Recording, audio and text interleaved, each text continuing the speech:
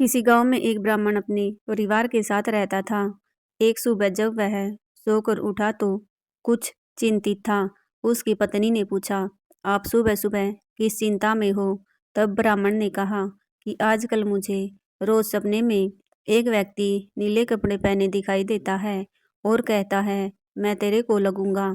यह सुनकर उसकी पत्नी बोली, यह तो शनिदेव हैं और आप पर शनि की दशा लगने वाली है। आप जब वह अब सपने में आए तो कहना कि लग जाओ, लेकिन सवा पैर से ज्यादा की हाँ मत भरना।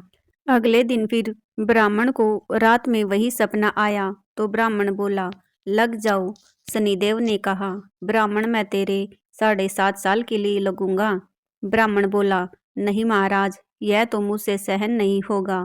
फिर शनिदेव बोले, ठीक है तो 5.5 साल के लिए ही लगूंगा। इस पर भी ब्राह्मण बोला, नहीं महाराज, यह भी ठीक नहीं है। फिर शनिदेव बोले, 2.5 बरस। ब्राह्मण बोला, महाराज, यह तो नहीं सहन किया जाएगा। ऐसा कहते कहते शनिदेव बोले, सवा पहर के लिए मेरी दशा तुझे सहन करनी ही होगी। इस पर ब्राह्मण ने हाँ कर दी।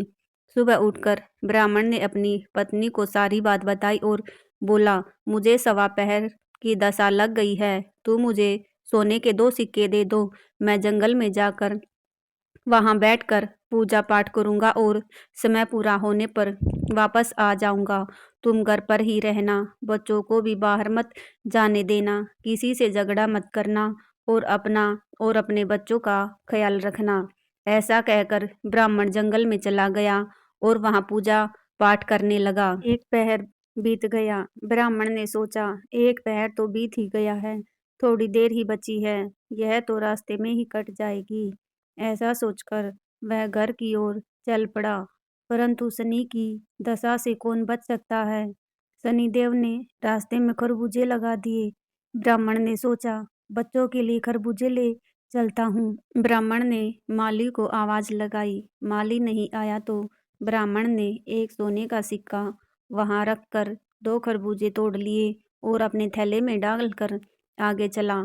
शनिदेव राजा के सैनिक का भेष धर कर आए और बोले, यह तेरे थैले में क्या रखा है?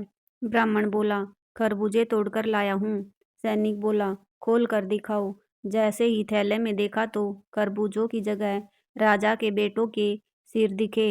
वह ब्राह्मण को पकड़कर राजा के पास ले गए और कहा, इसने आपके दोनों पुत्रों को मार डाला है। इस थैले में उनके सिर हैं।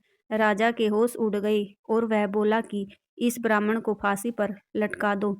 जब ब्राह्मण को फांसी दी जाने लगी तो ब्राह्मण बोला, मैं अपना पूजा पाठ कर लूं, फिर मुझे फांसी पर लटका देना, यह मेरी आखिरी इच्छा है। राजा बोला, ठीक है। अब ब्राह्मण की दशा का जो थोड़ा समय बचा था वह उस पूजा पाठ करने में पूरा हो गया और उधर राजा के दोनों लड़के शिकार खेलकर घर वापस आ गए। उन्हें देखते ही राजा हैरान हो गया। उसने सोचा, यह क्या, मेरे बेटे तो जिंदा है। राजा ने ब्राह्मण की फांसी रुकवा दी और बोला, यह सब क्या है? ब्राह्मण बोला, महाराज, मुझ पर शनि की दशा लगी थी, उसी का परिणाम है। राजा ने पूछा कि दशा लगने पर क्या उपाय करना चाहिए? तब ब्राह्मण बोला, यदि राजा को शनि की दशा लगे तो काले हाथी का दान करना चाहिए। किसी सेठ या साहूकार को लगे तो काले घोड़े का दान करना चाहिए।